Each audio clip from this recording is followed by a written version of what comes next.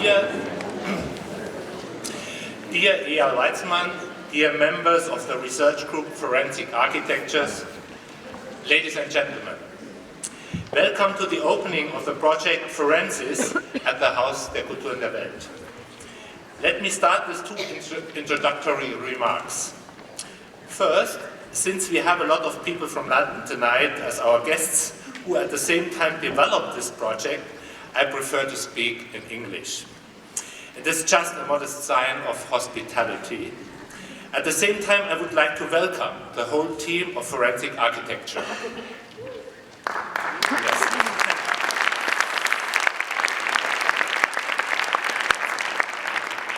It is wonderful to have you all here, and we are grateful for the projects you developed for Forensis. Second, logically and thematically, it may have been better to speak after Eyal Weizmann, who is going to explore the concept of forensis, since my task is to relate forensis to the Anthropocene project of the HKW, is pursuing since 2 years. But being the host, I had to start. The image you see here is a primordial scene from Forensis. It also represents a primordial scene from the Anthropocene.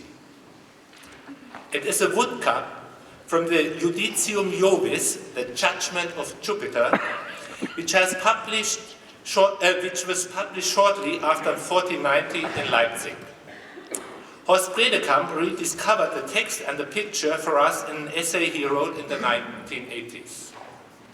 It depicts a quite unusually composed landscape with one area cordoned off in which a trial is being held. At the center of the image is Jupiter on his throne. In front of him is a weeping woman in a torn dress. With injuries to her body, the woman represents Mother Earth. The defendant is humankind. The plaintiffs are a series of gods. The main charge is that humankind is not satisfied with the fruits of the earth, which are enough to feed everybody. Humankind is accused of being insatiable, of penetrating Mother Earth by mining for ores and minerals, and severely wounding her in the process. At first glance, the situation looks hopeless for humankind in the face of such overwhelming evidence. But then humankind steps up to defend his case. He argues that the earth does not behave like a true mother toward him, but like a nasty stepmother, by hiding her most valuable treasures. The defendant claims that Mother Earth's hatred goes so far as to claim the lives of human beings who dig for her valuable resources. During his defense, humankind gradually regains his confidence. In his closing arguments, he points out that it is Mother Earth's fate to serve humanity's needs and progress. In her closing arguments, Mother Earth responds that humankind's over-exploitation of her resources will ultimately lead to her collapse, so that she would no longer be able to fulfill her obligations. Now it is up to Jupiter to deliver his verdict. But Jupiter does not feel capable of making a ruling and asks Fortuna to decide. She rules in favor of humankind, arguing that, quote, he may infringe on all conventions through his actions, but this is his fate, for which he pays with strenuous effort and death. This trial, pitting Mother Earth against humankind, is of interest to our Forensis project for a number of reasons. In the struggle between Mother Earth and humankind, there is no legal framework in which a judgment can be delivered. This is why Jupiter is not in a position to deliver the verdict demanded of him. The trial is founded on evidence based on perceptual knowledge, namely the injuries to Mother Earth.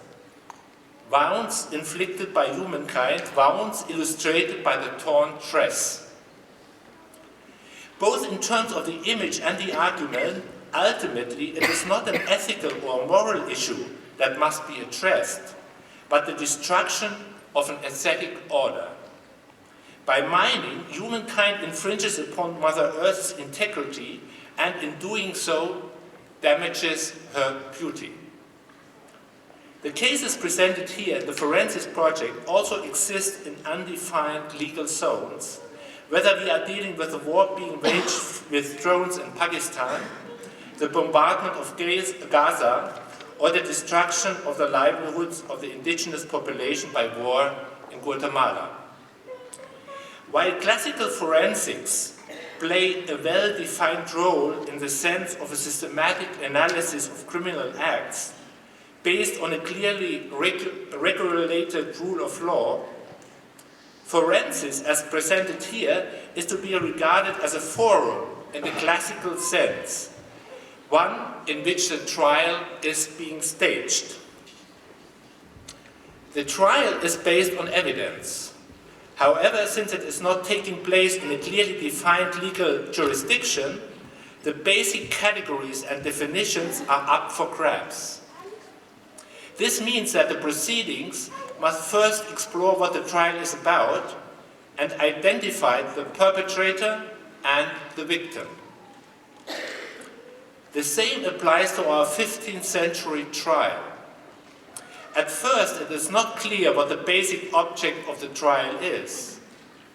Is it simply about the removal of minerals, or the exploitation of Mother Earth, or a desperate attempt to seize something from her which she refuses to hand over voluntarily? First, the trial must negotiate its own object.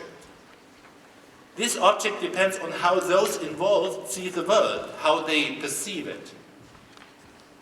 It requires a central sensibility to recognize that humankind is not simply taking minerals from Mother Earth, but insuring her in the process. Who is the perpetrator and who is the victim depends on how the object of the trial is addressed during the proceeding, how it is constructed. However, our example from the pre-modern world also makes clear that the question of who can be a subject of law is also open to negotiation. That it is Earth itself that appears before the judge makes this example enormously topical in the context of our current debates. Whereby Mother Earth's subjectivity is claimed largely by other gods, such as Mercury, Pluto, and Charon. These gods assume the roles of modern-day experts.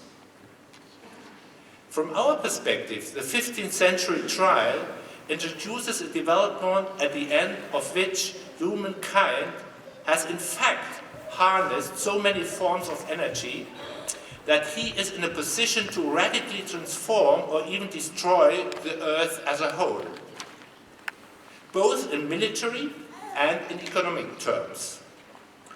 The Earth itself, as E.L. Weizmann and Anselm Franke emphasize, becomes the ultimate forensic object. If you will, the 15th century verdict opened the way for humankind to embark on this development.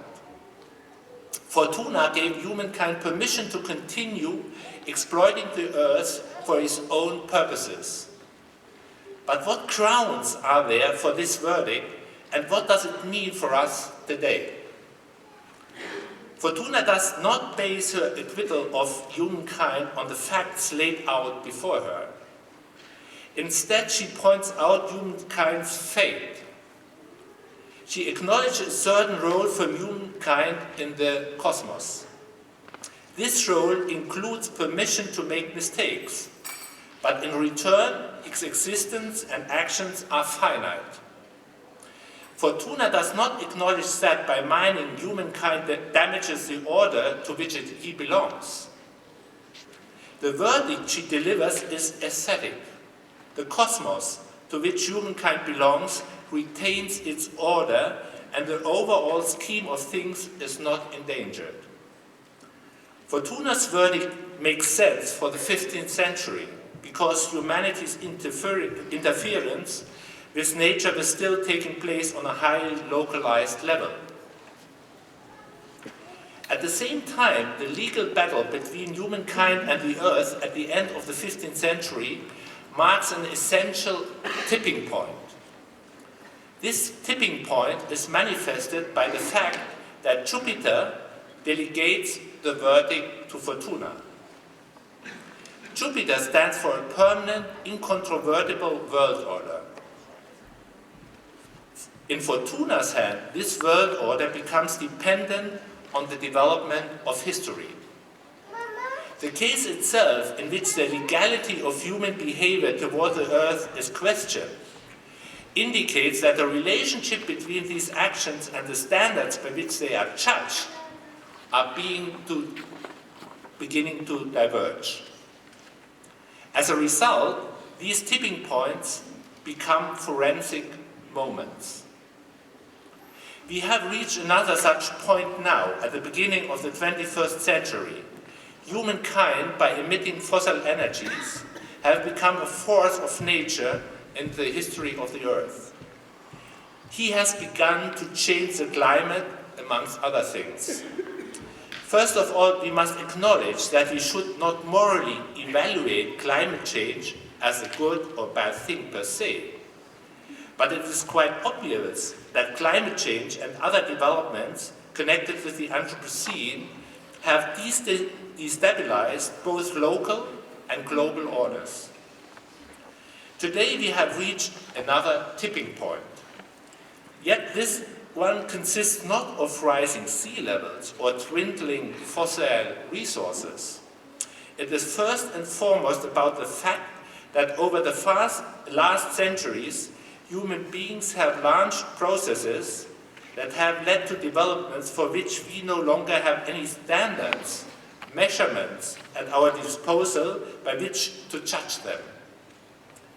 If human beings become a force of nature, dualism such as nature and culture, subject and object, no longer functions as they used to. These terms are no longer any good for evaluating our situation. The tipping point we have reached lies in the challenge of finding new standards, new measurements, by which to judge a behavior that has crystallized over the last 300 years as a natural process. It is a forensic task of creating a forum in which, using a central, practical approach, viewpoints can be found and developed in order to evaluate these processes in a manner similar to the forensic situation of the 15th century. Hence, the challenge is no longer to simply accumulate more knowledge in line with the naive concept of a scientific or knowledge-based society. If we are to re-evaluate our situation, we need a central aesthetical practice that sharpens our faculty of judgment, in German Urteilskraft, with regard to these processes. The Forensis project, brought to the HKW by Eyal Weizmann and Anselm Franken and their London research group, essentially demonstrates such a forensic practice in terms of human rights abuses, political conflicts, and climate change. We are very grateful to you that you brought this project to Berlin. I hope it became clear in which way it finds its perfect home at the HKW, which in the last years turned into an institution which is tackling social and political issues by using aesthetical and scientific strategies. In order to get an insight in our Anthropocene project, you may visit in the next days the Anthropocene Observatory, which is on display now. I am grateful to Armin Linke, John Palmesino, and Anne-Sophie Rönskop, who developed this project together with Anselm Franke for the HKW. Let me also thank all the people of the HKW who were involved in the project. Gernot with his team who built up the exhibition, the communication department headed by Sylvia Fehrmann, the whole production team of our fine arts department, Sonja Oehler and Daniela Wolf. All of them, thank you very much for being engaged in this project. We are also grateful to the European Research Council, which funded this project right from the beginning. Last but not least, this project would have not been possible without the wonderful support of the Hauptstadt Kulturfonds, whom I would like to thank too. And thank all of you for coming, and now I invite Eyal Weizmann to present the project.